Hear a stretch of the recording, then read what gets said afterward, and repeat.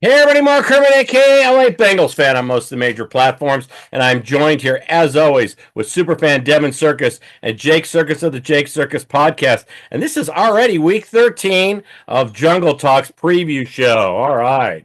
So, first of all, before I forget, if you don't subscribe, please subscribe. It's all we ask. Support the channel. Hit the thumbs up. Helps us out with the YouTube analytics. You can hit the bell when you know when our videos come up. And second, Jake, you do some great podcasts. I'm going to give you some kudos in a second, but tell them where they can find all your stuff. Yeah, Jake Circus podcast on Spotify. We're off this week. We'll be back on Sunday. Yeah, I can't believe it's already week 13. I mean, Yeah. college football's over. I mean, it's unbelievable. Well, I got to thank Jake again. He gave us an underdog winner with Kansas. The game was never in doubt. So he's given us, I don't know, if 3 of the last 4 weeks or something, underdog winners. One of them, he even called the money line, Kansas BYU. So, I mean, guys, you're getting a winner most of the time out of Jake. So stay tuned at the end of the show because I'm sure I'll have at least one game for us. So, but please, kudos. Just like I said, keep them coming. I love winners. What gambler doesn't? So great work there. And then we'll jump into some news. I know we're doing this show early this week. It's just scheduling with the holiday and everybody traveling. So but we'll hit some news and then preview the game. It is Steeler week. So first thing is Newton starting. That's good. I mean, he's looked good the last couple weeks. So that's definitely an earned status. I don't know. Is he taking CTB spot? Is that what he's doing? No, it's got to be Turner's spot on the Yeah. injury. Oh, okay. So and then the other one, we got our ping pong tables back. You know what? If we win 6 in a row, don't ever touch the tables again. If we somehow run the table. That Um, was all over Twitter yesterday. Yeah, it was like, all right, the big change. Matter of fact, there were news blogs that said huge change in the Bengals organization, and then you log in and it's the ping pong tables, and I was like, all right, well, I guess anything for a click, right? You can't just Yeah. put that in the There was title. there was even one clip. I want to say it was Zach at the presser, and you could hear cheering and stuff going on in the background. No, There was okay. Hey, you know what? unfair. If there was that big a deal, why do we ever take them away? Well, yeah, I I don't don't know. know. So, The um, other the other the other big news, Mark, and I think this goes to a point Jake made last week, but you talk about the trials and tribulations of a long NFL season. There's got to be a lot of weight on all the Bengals' shoulders because the Bengals enter their 10th consecutive must-win game this week. yes, yes, They have a record of 4-5 in those must-win games, yeah. and No, 10th, it's the 10th only straight reason. must-win game. And it's not 11 because Chiefs in week 2 wasn't a must-win, but starting in week 3, legitimately every game. I mean, Yeah, we and and many have said must win. well, Well, more deeper into that, they have not won a game that has been quote unquote must win unless they've played the Raiders, Panthers, or uh, Giants and Browns. Browns or Giants. yeah, no, All it's teams that'll be drafting in the top five. so the a lot of time earlier on the AFC was losing. We had a lot of teams. Miami was struggling without Tua, so we were kind of still there numerically. Now, if you just look at this last week, we didn't get any help. None. Outside of the Chargers losing, I mean, all the teams we'd be competing against for that last playoff spot won. Yeah. So, And Chargers aren't helped. They're too far ahead. They're oh locked no, in. we needed to win the Charger game to make that matter. So the Chargers are going to be ahead of us regardless. So, We're fighting for 7 with Denver and Miami and yeah, Indianapolis. no, and I don't know. Like I said, I haven't looked at their schedules. Are their schedules favorable or Miami's got 2 losable games. Indy, I don't really count them. They're not going to be there. no? Denver has us. Obviously, if you don't win that, the season's over. Right, And there was one other mildly losable game. They've got a couple bunnies, but the key is for KC to care in week 18 when KC plays Denver. right. Now, our Denver game, second to last week. Any chance you think that gets flexed if it's meaningful? When would they have to make that decision? It's usually 2 weeks 2 out, weeks maybe before. 3. 2 weeks before. Denver's just Yeah. gotten flexed in twice. I don't know if they'd flex them again, although who knows? Well, if it's a meaningful game, I mean, if it literally is comes down to, we would have to at that point, we would have had to have won, four in a row to make Yeah. that game meaningful. So we'll Well, and see the what problem happens. is they'd have to make that call 2 weeks early. Yeah. So I don't see that happening. Well, the thing is that we'd be playing Tennessee and Cleveland. So those are games. I mean, there's a lot of games we should have won that we didn't, but those are games when you look at the last six. I mean, we were saying, hey, you go 3-3. Those are two of the three games you would assume you'd win. So, I don't but think anybody's assuming the Bengals are going to win anything at this point. yeah, I make no assumptions about And now, anything. and now you got me going to week 17 to look at it. Well, Miami and Cleveland is the Sunday night game, so that could easily be flexed out. Thursday, Seattle, Chicago, that could easily get flexed out. They'll never flex the prime time, the national late game, right, Jake? Isn't that Correct. how they do it? That is an unflexible game. Yes. Okay. So the games to get flexed are, why doesn't it show our game? Green Bay, Minnesota, Vegas. No, that won't happen. Why is our game not on? Oh, Remember, the there's only a bunch of oh, games because you they don't know because of the Saturday games, so you don't right, know. right. So the flex. There's 5 games where its date and time is TBD. We're one of Yes, them. those because Okay, there's so they left it in there. Those We're could go to Sunday night too. yeah. yes, there's going to be Saturday spots. There's going to be probably an extra Sunday afternoon spot, and then Okay, there's a primetime that spot. makes sense. Yeah, well, So yeah, all 5 of the flex games are garbage. Ours is the best matchup. right. Cardinals Rams maybe develops into a divisional NFC West deciding game. Atlanta, Washington, Green Bay, Minnesota is the one that sticks out. I could see that getting flexed over Oh, Miami. 100%. Oh, I'd be watching the so and then the last piece of news I have was that Rankins turns out didn't play this in the I almost said San Diego game against the Chargers because of a viral illness. So I I heard that believe he was that. on the field practicing yesterday. So I have him. Man, we probably win the Charger game if he's in the lineup because we could shut down Dobbins a little more if Rankins was there in the middle. But Probably wasn't the problem. hey, every little bit would have helped, but so that's all I have. That's all I have on the news. Like I said, it's early this week. We don't have any injury reports. Do we have any report on Orlando Brown? I mean, he's the X factor that's coming up, having rather than having Cody Ford start. So, He was in pads yesterday, fully dressed in pads. all right, go. We can only hope. Um, you know what? When we make our prediction, I'm going to assume Orlando Brown's playing. He's had the extra time off, so I'm hoping that he's there. Um, and then we could just preview some of the things. Some of the things I don't like. I don't like catching the Steelers off a loss. I mean, that was an ugly Thursday night game in the snow game, but I don't like catching them off a loss. And I can say, hey, we're coming off a bye week, but they're coming off a mini bye, so it kind of washes there.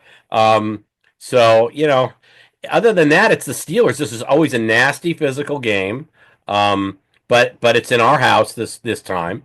So I don't know any other thoughts on stuff you guys, other than the fact that we're having trouble shutting down the run, and our secondary's been suspect, and our coaching has been, especially our first half coaching, has been very suspect.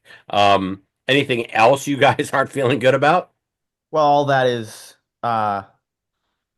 problematic against the Steelers. I mean, whenever the Bengals aren't looking at their best and they have a Steelers game to look forward to, regardless of the bye, regardless of where the game is played, you're not always very confident.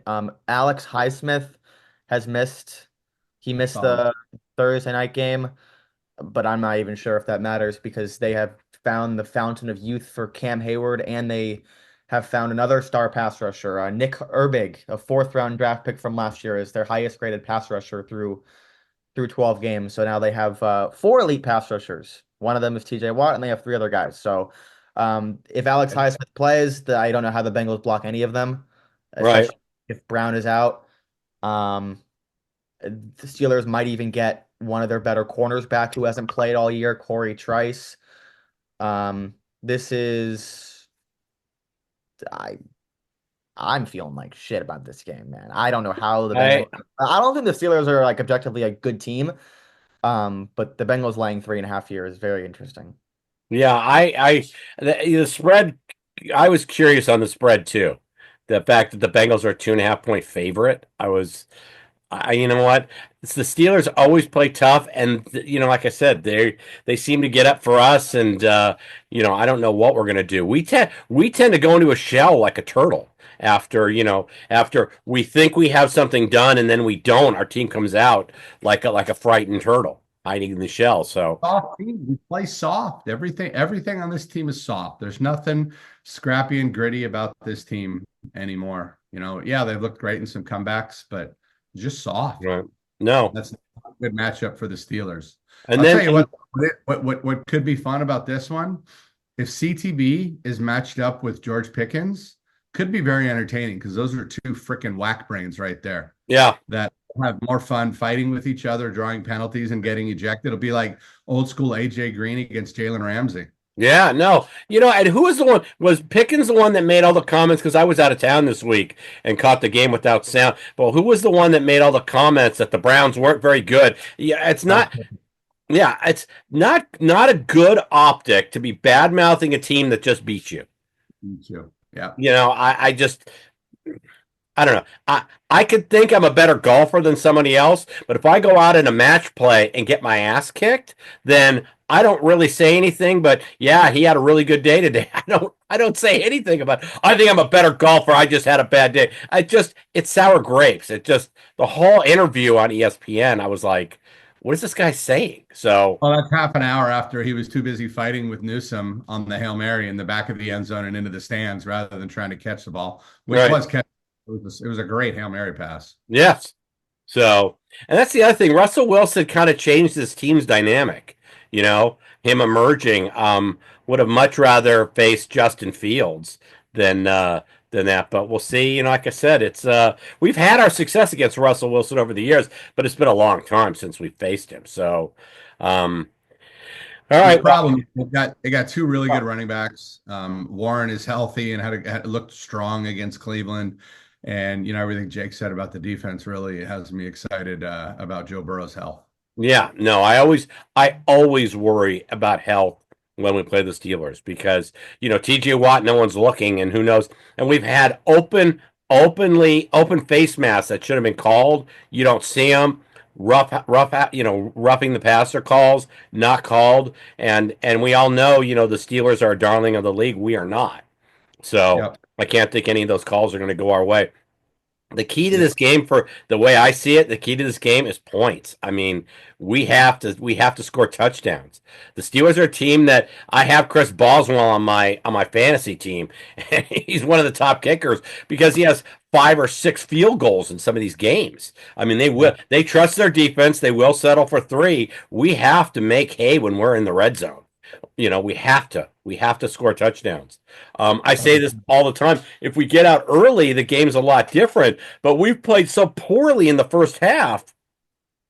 I can't feel good like we're going to come out. It seems like our first half scheme's terrible, and we have no ability to adjust in the second quarter. We come out of the tunnel better, but I mean, like sitting there in the Charger game, I didn't know what team I was watching. The play calling was so bad, the execution was bad, the energy level. I'm just like I said, I don't know. I really don't know this week. I don't know how the Bengals are going to come out. We need to see a Bengal team that the energy that we saw in both Baltimore games. That's the team we need to see come out from the Yep. beginning. So, anything else you guys want to throw out there?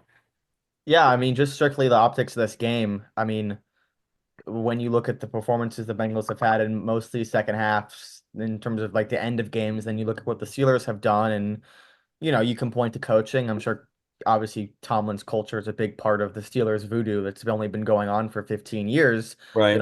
I always say that Steelers games don't start until the fourth quarter. Doesn't matter how well the Bengals play in this game to start, whether they come out with their hair on fire, get off to a big lead. I mean, the Steelers on paper aren't a team that should be successful when they're behind, and they've had multiple comeback victories, games that they shouldn't have won this year against way better coached teams that than what the Bengals have. So if the Bengals want to win this game, they're going to need to outscore the Steelers in the fourth quarter, regardless of how many points they're up. And I don't know if they can.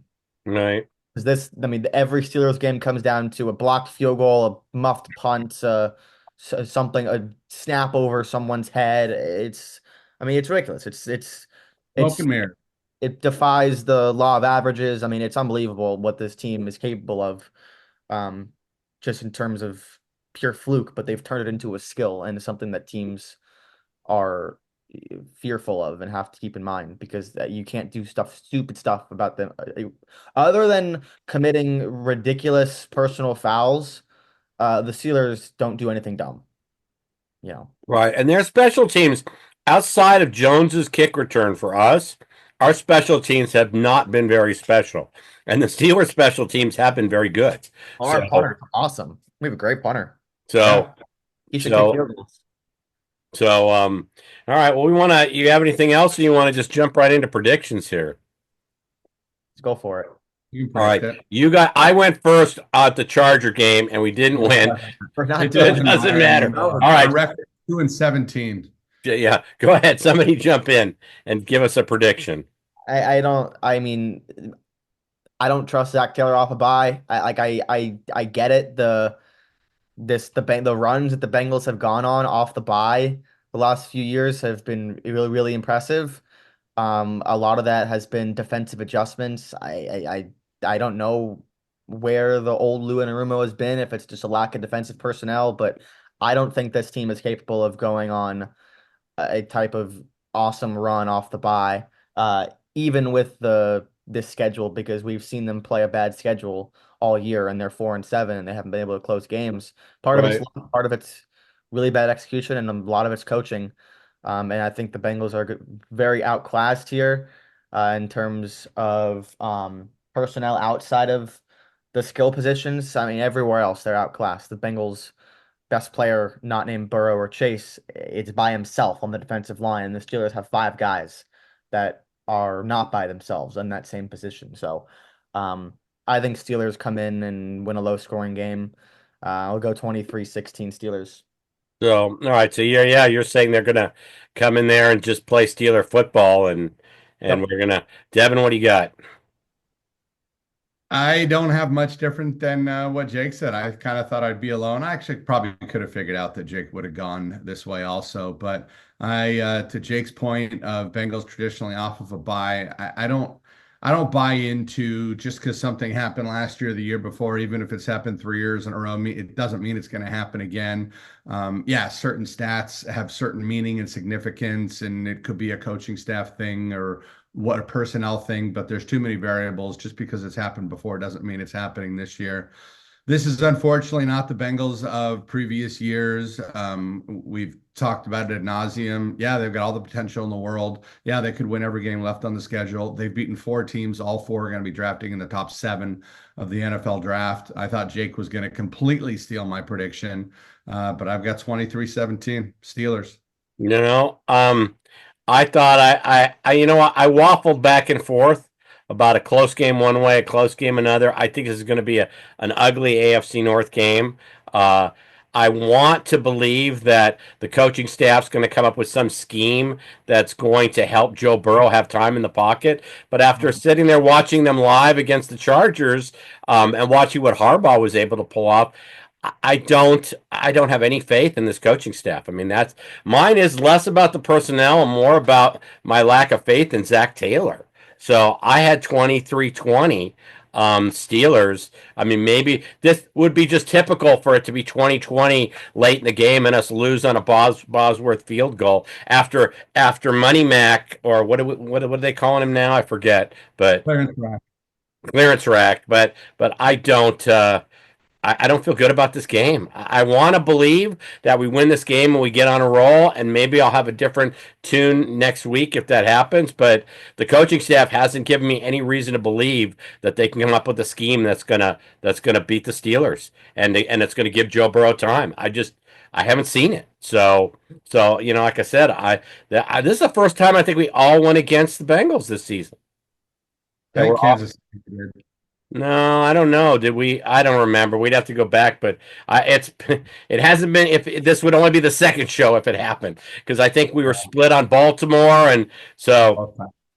I just I feel the same way. So we're not trying to be a downer, guys. This is not a show. We don't get paid by the Bengals. We tell you what we really think. It's a show by fans for fans, and we're not feeling good going into this game, and it's completely justified. So I don't want anybody giving us any grief.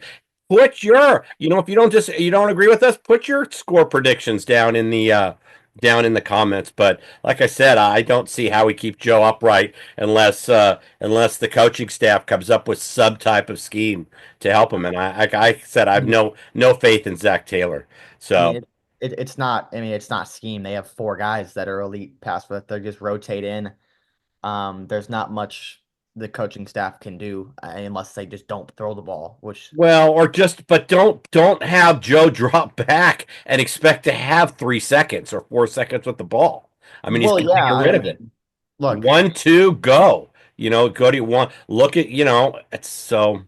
I don't know. I So mean, yeah, I would that's love to be wrong. Listen, we all are diehard Bengal fans on the show. We would love to be wrong, but we also put on a show for you guys that we think is real, and this is how we feel. So there you have it. We all three have the Steelers with 23. the Steelers. Yeah. The Yeah, we did. 23 is a very not normal number for the Steelers. They always end with 22 or 19 or 18 Oh, or they're listen. 16, They've 5. won games without even getting in the end zone. 6 Bosworth field goals, and they win the game. I mean, it is what it is. So, hey, Jake, do you have? I know it's early in the week, but do you have a winner for us in college? Yeah, Texas A&M's gonna win. I don't know what the number is right now. I don't really care. They're gonna win. It was, I think 7.5. Well, Oh, it's much lower now. oh, is Yeah, I it thought we okay? saw 4. So it's 4. I'm looking. It doesn't matter. They're gonna win. Just take whatever the number is right now. A Yeah, and I M's going to saw. win. There you go. You have it. So that's another underdog pick. Money line or take the points. I will be on both. Okay. All right. I like that. All right, there you have it. So if you don't subscribe, please subscribe. It's all we ask. Support the channel. Show by fans, for fans. I want everybody to have a happy and healthy Thanksgiving. Please put your score predictions down in the. I'm curious to know if maybe we're just the pessimists and if you got another score prediction, throw it down there. And with that, I want to say happy Thanksgiving to everybody. Have a happy and healthy Thanksgiving. And Who day, everybody. Take care. Who